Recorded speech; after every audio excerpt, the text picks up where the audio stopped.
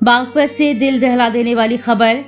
रात की शिफ्ट पूरी कर घर लौट रहे एक टोल कर्मी की सड़क पर जिंदगी खत्म हो गई।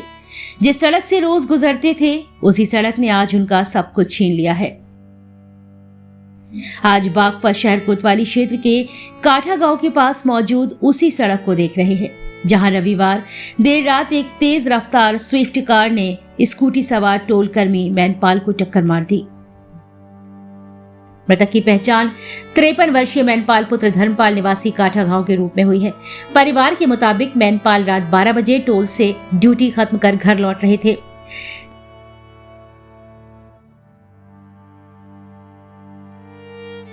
टोल प्लाजा से चंद कदमों की दूरी पर पीछे से आ रही सफेद रंग की स्विफ्ट कार ने जोरदार टक्कर मार दी।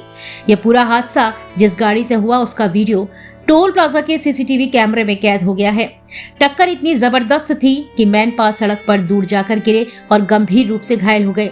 पुलिस ने टोल कर्मी की वर्दी देखकर पास के टोल बूथ पर सूचना दी और एम्बुलेंस बुलाकर जिला अस्पताल भेजा, जहां डॉक्टर्स ने उन्हें मृत घोषित कर दिया है। और अब हम आपको लेकर चल रहे हैं उस घर में जहां आज एक पिता की आवाज हमेशा के लिए खामोश हो गई, जहां दीवारों में सन्नाटा है और हर आंख सिर्फ आंसू बहा रही है। हम इस समय मौजूद हैं बागपत के काठा गांव में, जहां इतवार की रात 12 बजे के बाद एक भयानक सड़क दुर्घटना हो गई थी, जिसमें टोल कर्मी मैनपाल पुत्र धर्मपाल की मौके पर ही मौत हो गई थी। वहीं कुछ दूरी पर ही पुलिस थी, जिन्होंने टोल कर्मी की ड्रेस पहने हुए मृतक मैनपाल को देखा और तभी उन्होंने टोलिंग नंबर पर कॉल की और वहां से टोल कर्मचारी जब मौके पर पहुंचे तो उन्होंने देखा कि उसमें उनका टोल कर्मी जो है वो घायल हुआ पड़ा है। उसके बाद टोल कर्मियों ने उन्हें पास के ही अस्पताल में भर्ती कराया। आइए जानते हैं हम उनके भाई से। सर, क्या नाम है आपका? नाम राकेश है जी मेरा। जी राकेश जी, आप क्या करते हैं? वहाँ मैं टोल पे जॉब करता हूँ जी। जी जी, आपको कैसे पता चला कि सड़क हादसा हुआ? ये हमें जी पुलिस के द्वारा ही कॉल आई थी। वहां से कॉल आने के बाद मैं वहाँ घटना स्थल पे पहुंचा, देखा मैंने तो फिर देखा भाई गिरा हुआ है, सड़क पे लेटा हुआ है। तो पुलिस ने ही कॉल करी हमारे पास में।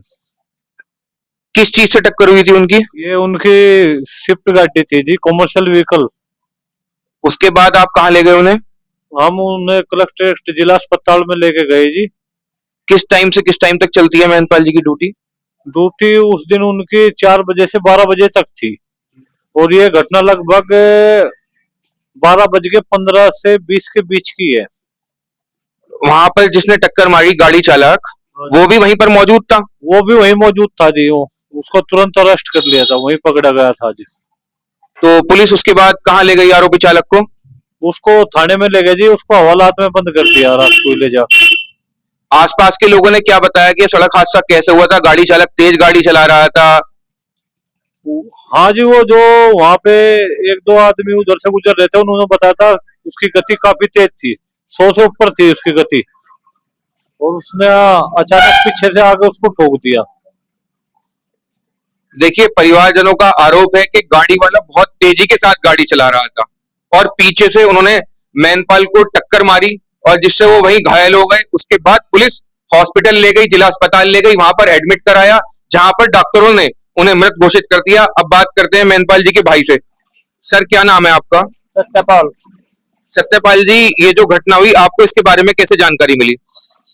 इसे मुझे भाई राकेश ने फोन किया था जी। जी। हाँ जी। तो उसके बाद आप कहाँ पहुंचे? उस समय मैं तो अपनी बहन के पास मेरठ में था जी। मैं इनको बोला भाई मैं तो घर पे भी नहीं हूँ, मैं तो मेरठ हूँ, तो मैं ठीक है अभी आता हूँ।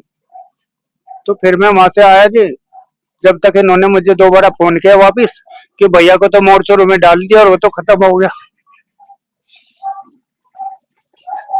देखिए, उन्होंने पीड़ित परिवार इस टाइम बोलने की स्थिति में नहीं है, लेकिन उनका आरोप है कि गाड़ी चालक जो है वो बहुत ही तेजी के साथ गाड़ी चला रहा था और पुलिस ने भी खाना पूर्ति करके गाड़ी चालक को थाने से ही रात को छोड़ दिया। अभी देखने वाली बात ये होगी कि आरोपी की डॉक्टरी हुई है या नहीं हुई है। चलिए, अब हम चलते हैं बागपत थाने। परिवार ने बताया कि मैनपाल पिछले 7 सालों से टोल पर नौकरी कर रहे थे। उनकी एक 25 साल की बेटी है और परिवार का पूरा सहारा सिर्फ मैनपाल ही थे। क्या नाम है आपका? मेरा नाम यश है। आप क्या लगते हैं मैनपाल जी के? मैं भाई लगता हूँ। अच्छा, अब ये बताइए कि परिवार का पालन पोषण कैसे होगा? मैनपाल जी अकेले कमाने वाले थे, टोल पर नौकरी कर रहे थे, पालन पोषण कर रहे थे, किस तरीके से परिवार का पालन पोषण हो? करने वाले तो वही थे। अब उनकी वाइफ है जो मेरी भाभी लगती है, अभी वही बची है। और ये टोल पे काम करते थे, काफी साल हो गए इन्हें काम करते करते। और इतने अच्छे आदमी थे कि इतने सीधे, ये जो होते हैं जिन्हें बोलते हैं बिल्कुल सीधे आदमी व्यक्ति थे। किसी से कोई मतलब नहीं कि द्वेष का भाव नहीं।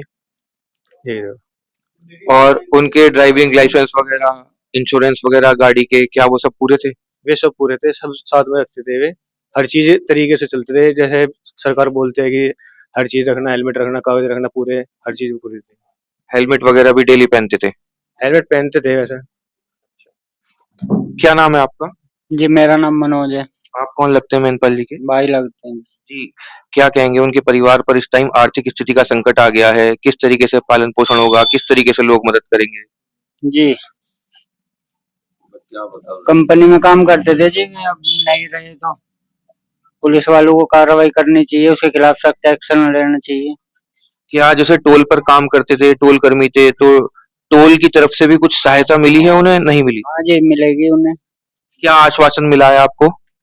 अभी तो नहीं मिली है, मिल जाएगी, पर वहाँ से नहीं, कुछ आश्वासन मिला है वहां पर कि वहां से कुछ? आश्वासन है वहाँ से। कार चालक को मौके पर पकड़ लिया गया था, लेकिन कुछ ही घंटों में पुलिस ने उसे थाने से छोड़ दिया। ना मेडिकल हुई और ना ही कड़ी पूछताछ हुई। इस समय हम मौजूद हैं बागपत थाने में, जहां से चंद कदमों की दूरी पर ही पेरिफेरल एक्सप्रेसवे पड़ता है, जहां पर यह भयानक सड़क दुर्घटना हुई थी। और मौके पर पहुंची पुलिस ने आरोपी को भी, इसके साथ साथ गाड़ी को भी यहीं थाने में ही जब्त कर लिया था और आरोपी को भी रात को ही जेल में बंद कर दिया था। परिवारजनों का कहना है कि पुलिस ने आरोपी का मेडिकल नहीं कराया और पुलिस की ओर से कहना है कि अभी विवेचना जारी है, सीसीटीवी फुटेज खंगाले जा रहे हैं। इसके साथ साथ उन्होंने ये भी कहा है कि एक दो गाड़ियां और उस टाइम वहां से गुजरी थी जिस समय भयानक सड़क दुर्घटना हुई थी। पीड़ित परिवार का आरोप है कि कार चालक प्रवीण के पिता बागपत में होमगार्ड हैं और इसी सांठगांठ के चलते कार्यवाही में ढिलाई बरती जा रही है। वहीं आरोपी गाड़ी चालक से फोन पर बातचीत हुई। उसने बताया कि मेरी गाड़ी से पहले किसी और ने टक्कर मारी थी, वो मेरी कार से आकर टकरा गए। न्यूज 80 की टीम पहुंची है इस टाइम बागपत के दिल्ली देहरादून हाईवे पर। यहाँ से चंद कदमों की दूरी पर ही मवी कला टोल पड़ता है, जहाँ से मैनपाल रात को अपनी ड्यूटी पूरी करने के बाद अपने घर जा रहे थे। सामने वो कट है जिस कट से उन्होंने अपनी स्कूटी को निकाला और वापस अपने घर की ओर जाने लगे। यहाँ से कुछ आगे चलते ही पीछे से आई एक गाड़ी ने जोरदार टक्कर मार दी, जिसके बाद मैनपाल यहीं सड़क पर गिर गए। आप तस्वीरों में देख सकते हैं खून यहीं पड़ा हुआ है अभी भी। और पास में ही पुलिस की जीप गश्त कर रही थी, जिन्होंने मैनपाल के शरीर पर टोल की ड्रेस देखी तो उन्होंने टोल कर्मियों को फोन किया। टोल कर्मियों को फोन करने के बाद टोल कर्मी यहाँ पर आए और उन्होंने जिला अस्पताल में भर्ती कराया। इसके बाद हमने परवीन से बात करने की कोशिश करी, जिसे पुलिस ने हिरासत में लिया था, जिसकी गाड़ी अभी भी बागपत थाने के अंदर खड़ी हुई है। उन्होंने बताया कि वो यहाँ किसी काम से खड़े हुए थे और किसी अज्ञात वाहन ने उनकी गाड़ी में टक्कर मार दी, जिसके बाद मैनपाल उनकी गाड़ी से टकरा गया। न्यूज 80 की मुहिम है कि पीड़ित व्यक्तियों की, सड़क दुर्घटना में घायल हुए व्यक्तियों को अस्पताल पहुंचाया जाए, उनकी मदद करी जाए। जो व्यक्ति उनकी मदद करेगा उसे न्यूज 80 की ओर से 1100 से लेकर 2100 रुपए की प्रोत्साहन राशि मिलेगी। इसके साथ साथ सरकार के द्वारा जो 25,000 रुपए की इनाम राशि है, उसमें भी न्यूज 18 मदद करेगा प्रोत्साहन राशि दिलवाने में उस व्यक्ति को। कैमरामैन राजेश शर्मा के साथ सौरभ कौशिक, न्यूज 18 बागपत। एक जिम्मेदार टोल कर्मी, एक टूटा हुआ परिवार और सवालों के घेरे में खड़ी कार्रवाई। क्या मैनपाल के परिवार को इंसाफ मिलेगा या ये मामला भी फाइलों में दबकर ही रह जाएगा? ये अपने आप में एक बड़ा सवाल है। लेकिन वही न्यूज 80 की सभी से अपील है कि अगर आप सड़क पर किसी हादसे के गवाह बनते हैं तो पीड़ित को तुरंत अस्पताल पहुंचाएं, जिसको लेकर आपके सम्मान के लिए न्यूज 80 और साइबर अवेयरनेस वेलफेयर सोसाइटी ऐसे मददगारों को 1100 से 2100 तक सम्मान राशि देगा। साथ ही सरकार की ओर से मिलने वाली 25,000 की मदद दिलाने में भी सहयोग करेगा। बागपत से न्यूज 80 के लिए सौरभ कौशिक के साथ कैमरामैन राजेश शर्मा की रिपोर्ट।